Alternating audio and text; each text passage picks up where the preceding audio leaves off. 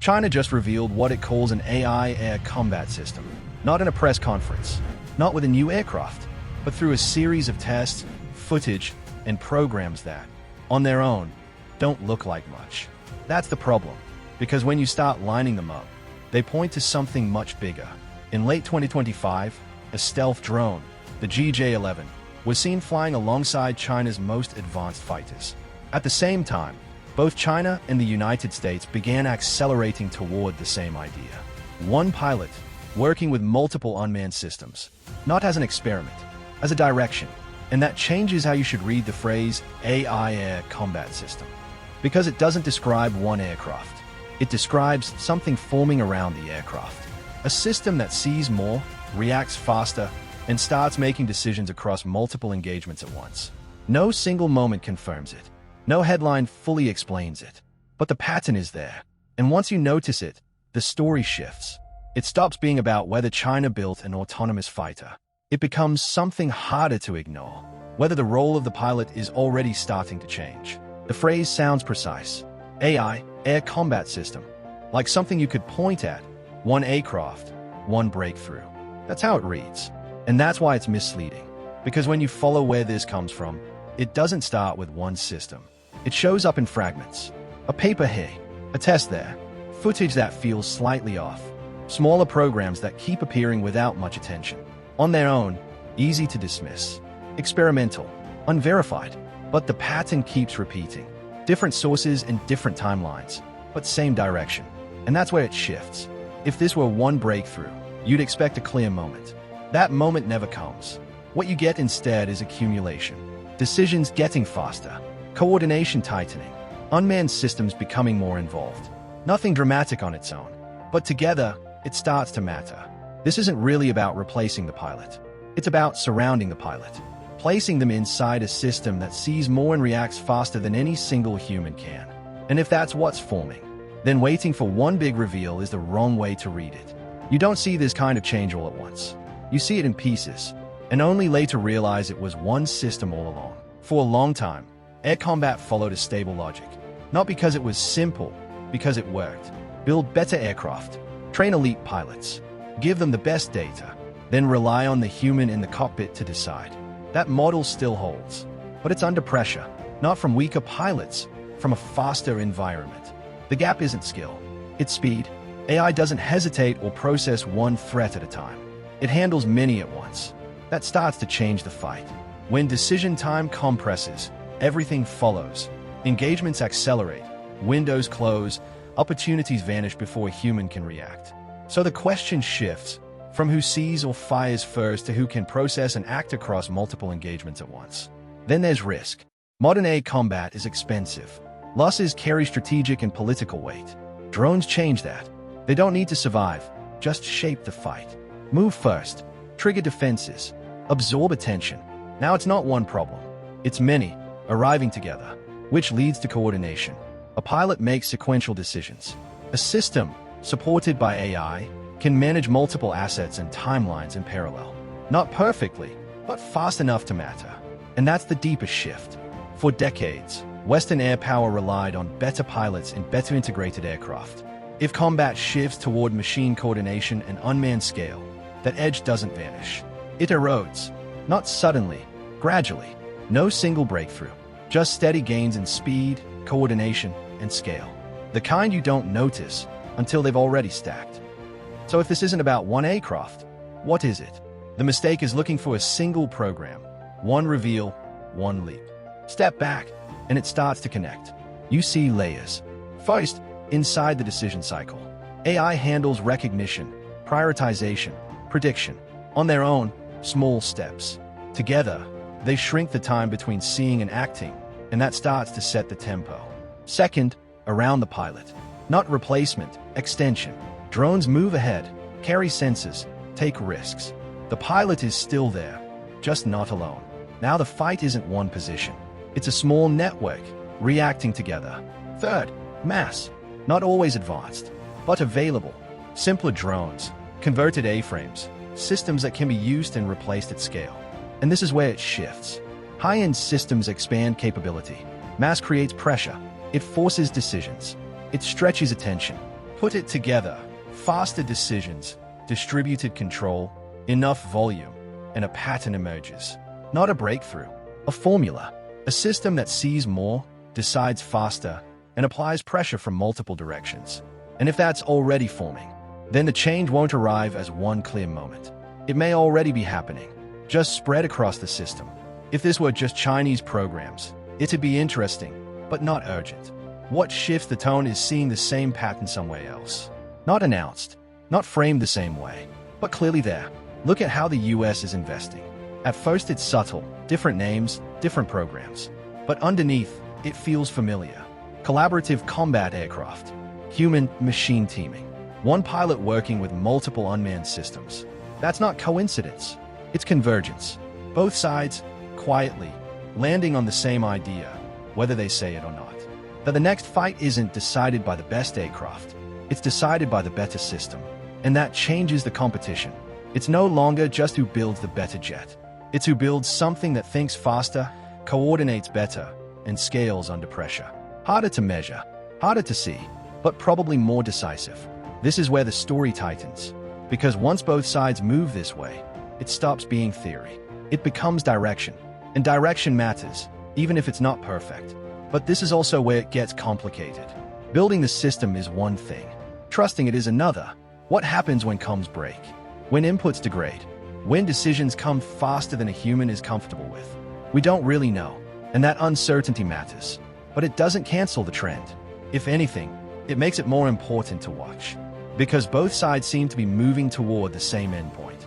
A version of air combat where the pilot isn't the center anymore, just part of something larger. Faster, more distributed, less dependent on one decision maker. And if that's true, then waiting for one clear moment to confirm it, one aircraft, one announcement, is probably the wrong way to read this. These shifts don't arrive all at once. They build, and then one day, you realize the logic of the fight has already changed. So let's go back to that first layer, the one inside the decision itself. This is where most of the attention goes, and where it's easiest to get misled. You'll see specific claims, AI predicting maneuvers before they happen, real-time combat modeling, algorithms prioritizing targets faster than a human can. On paper, it sounds incredible. That's the idea, but most of it exists in fragments. A test here, a paper there, results that are hard to verify outside controlled conditions. Taken alone, none of it proves a breakthrough. So it's easy to dismiss. Early, experimental, not operational, and some of that is probably true. But zoom out, and a pattern appears. Faster detection, faster classification, faster decision support. Not perfect, just consistently shortening the decision loop. And that's enough to matter, because you don't need perfect AI. You just need it to be fast and reliable enough to influence decisions before a human normally would. Even small gains start to compound.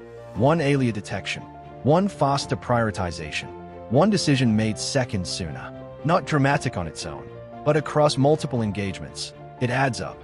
Still, this is where it gets complicated. Speed brings trade-offs. How much do you trust the system? What happens when inputs degrade or get manipulated?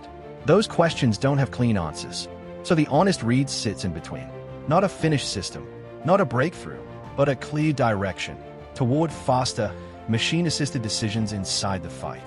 And if that continues to improve, it doesn't replace the pilot.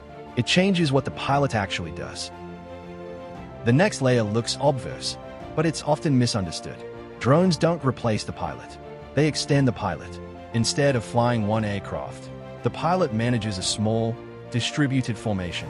Assets forward, lateral, and closer to wrist than a crewed jet would go. The role shifts. Less stick and rudder, more directing the fight, allocating attention and assigning risk. With multiple unmanned systems, it stops being one versus one. It becomes system versus system.